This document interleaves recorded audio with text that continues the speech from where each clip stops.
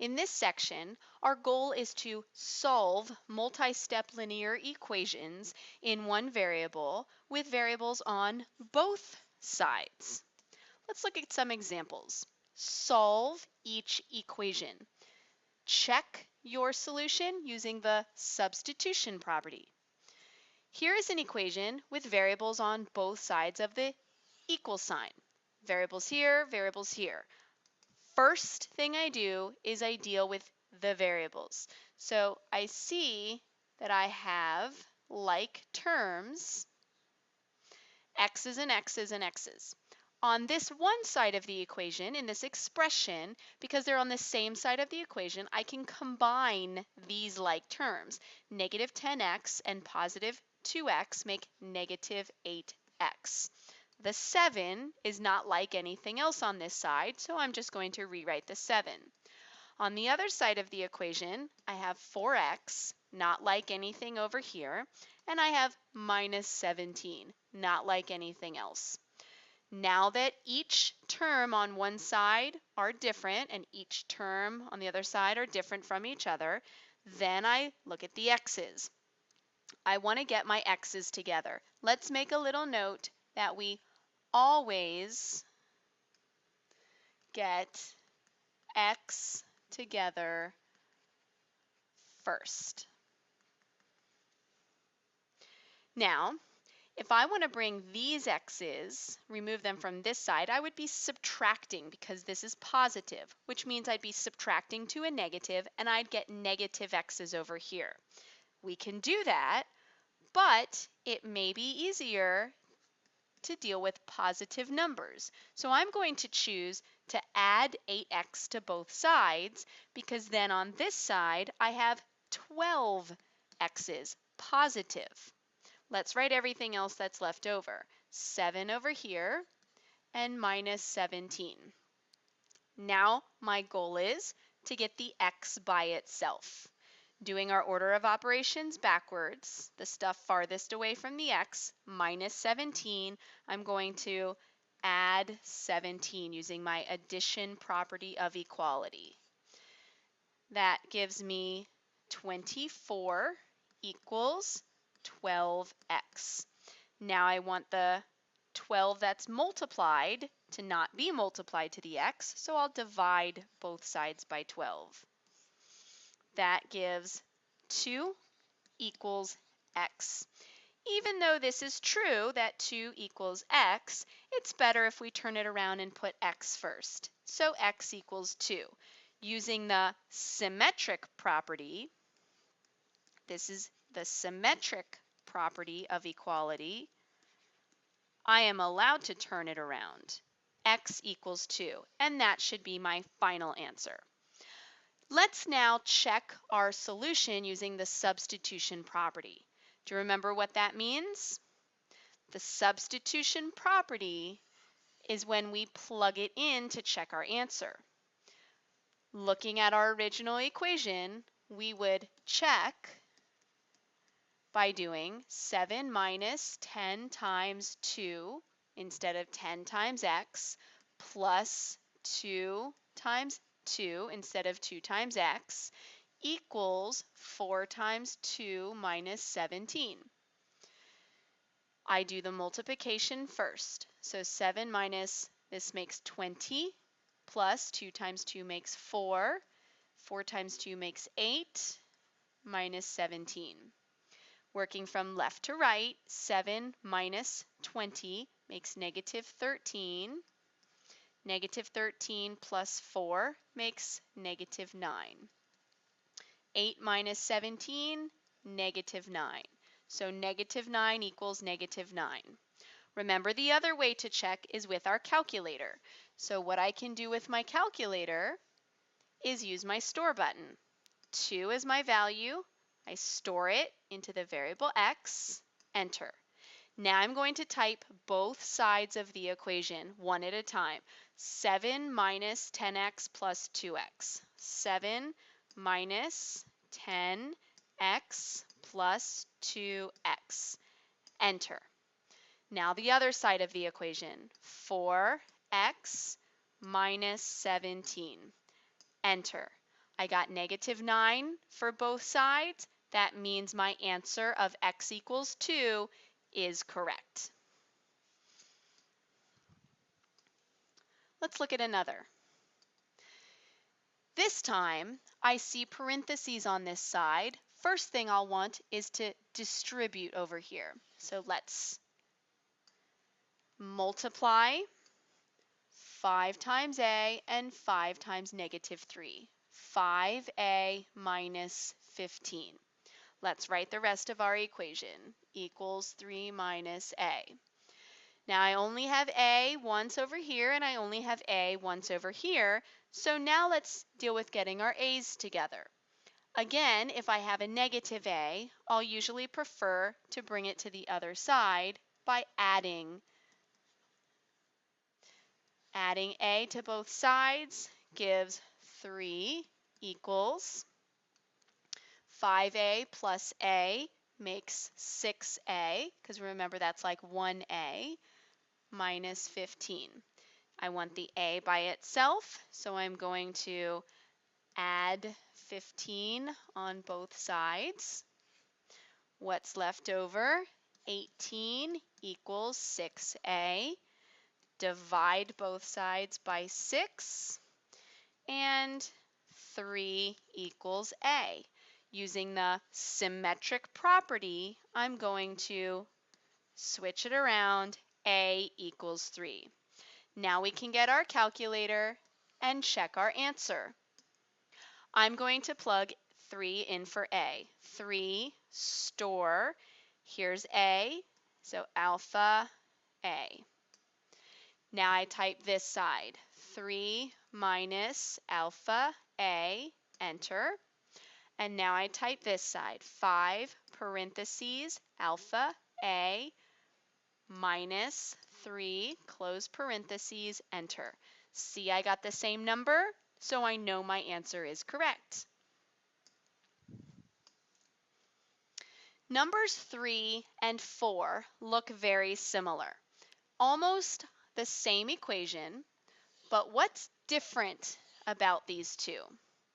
Remember that in number 2, we saw parentheses, and the first thing we did was distribute. In these two, we also have parentheses, but because we're multiplying by 1/4, when I multiply 1/4 times 3, it doesn't give me a very pretty answer, not something that's easy to work with. So remember, when we have a number that we're dividing by or a fraction that we're multiplying by, one of the easiest things to do is get it so we don't have a fraction or don't have a number that we're dividing by. So I look at the number that I'm dividing by 4. So to get rid of this denominator, I can start by multiplying both sides times 4. That makes that denominator go away. What do I have over here? 4 times the quantity 9x minus 5 equals 3x minus 9. Now I will distribute. 4 times 9x is 36x. 4 times -5 is -20. On the other side, nothing to do. 3x minus 9. Now I focus on my x's. Here's some x's, here's some x's. They're both positive. So now I want to think about how to keep them positive. I'm going to move the 3x's over to the more x's side. So this is positive 3x. I'm going to say minus 3x minus 3x. So then I have 36x minus 3x is 33x minus 20 equals -9. Remember to take the sign with it. Now I can focus on getting the x by itself. First, take care of the minus 20, so add 20 to both sides. 33x, this is gone, equals 11. Now I can divide by 33. And I can simplify. X equals 11 divided by 33 is 1/3. And it already has x first, so I don't have to use the symmetric property. I can leave it like this. Let's talk about how this one, even though it looks like this one, we might think to do something different. Now, of course, we can still multiply by 4. That would get rid of the denominator. But I notice that 16 and 60 can both be divided by 4. 16 divided by 4 makes 4, and 60 divided by 4 makes 15. So these are divisible by 4. So instead of multiplying both sides by 4, it might be faster to distribute the 1/4. So 1/4 times 16x is 4x. 1/4 times 60 is 15. On the other side of the equation, I'm just going to rewrite what we started with. Now I can focus on getting my x's together. I'm going to choose to subtract 4x from both sides because then I have positive 5x minus 5 equals 15. Now I'm going to isolate the x, get x by itself, plus 5 on both sides. 5x equals 20, and then divide both sides by 5. X equals 4. We can use our calculator to check. Number 5. I see denominators. 5 cannot divide evenly. 3 cannot divide evenly into 2x. So I'm going to work on getting rid of the denominators. I don't want the 5 to be there, so I'm going to multiply both sides of my equation times 5 times 5.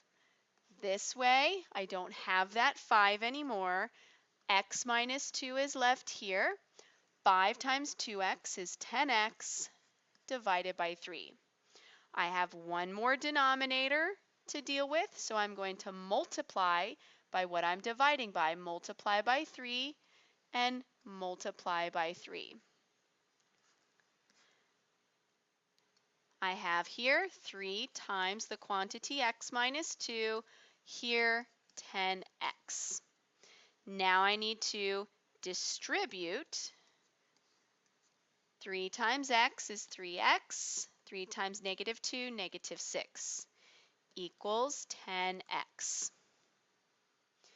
I would subtract 3x because I need to join my x's. Let's get our x's together first. I also want to bring the x's over to the side where there's only x's, because if my goal is to get x by itself, it wouldn't make sense to bring x's over to the side where there are other numbers. Let's write what we have left. Negative 6 equals 7x, and then divide both sides by 7. Negative 6/7 equals x. Using the symmetric property, let's turn it around. X equals negative 6/7.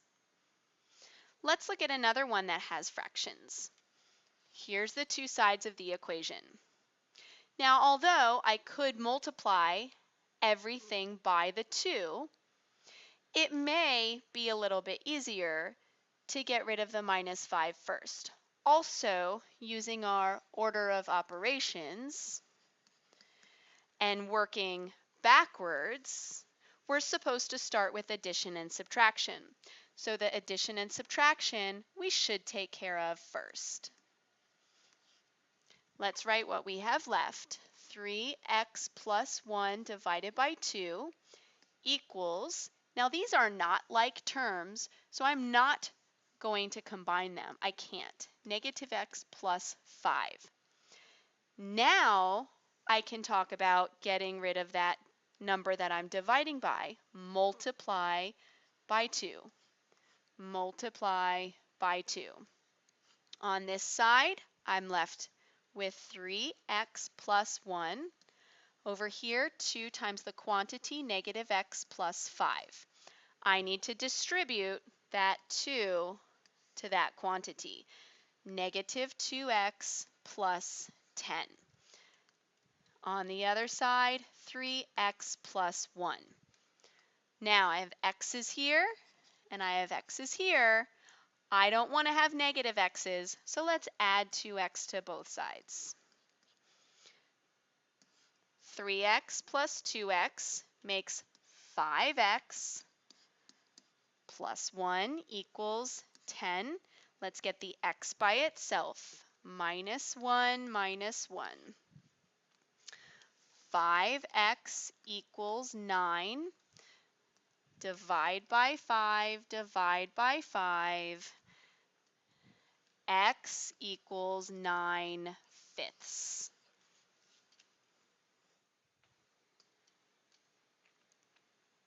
Number 7. 3x equals 3 times the quantity x plus 4. First I have to distribute 3x plus 12. On the other side, 3x. Now I want to move x's to be together. Minus 3x over here, minus 3x over here. I'm going to move these x's to the side where there's only x's. But notice 3x minus 3x, that's 0. On this side, I'm left with 12. All of my x's disappeared. I have no more x's.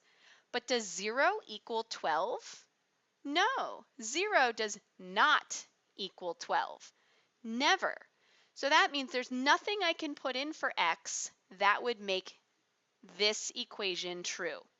So how do I answer this one? I say there is no solution because 0 cannot ever equal 12. They are different numbers. In number 8, I have parentheses here, so I'm going to need to distribute 3 times this quantity, makes 6x plus 6. On the other side, I'm going to need to distribute. 2 times 3x is 6x, 2 times 3 is 6. I have the same thing on both sides. Let's see what happens when I try to get the x's together. They go away from both sides. So I have 6 equals 6. That's the same number. 6 always equals 6. So if I get the same number instead of different numbers, when it's the same number, our answer is all real numbers. It doesn't matter what I put in for x, the equation will always be true. Take a couple of minutes to explain the order of steps when solving an equation that has variables on both sides. See you in class.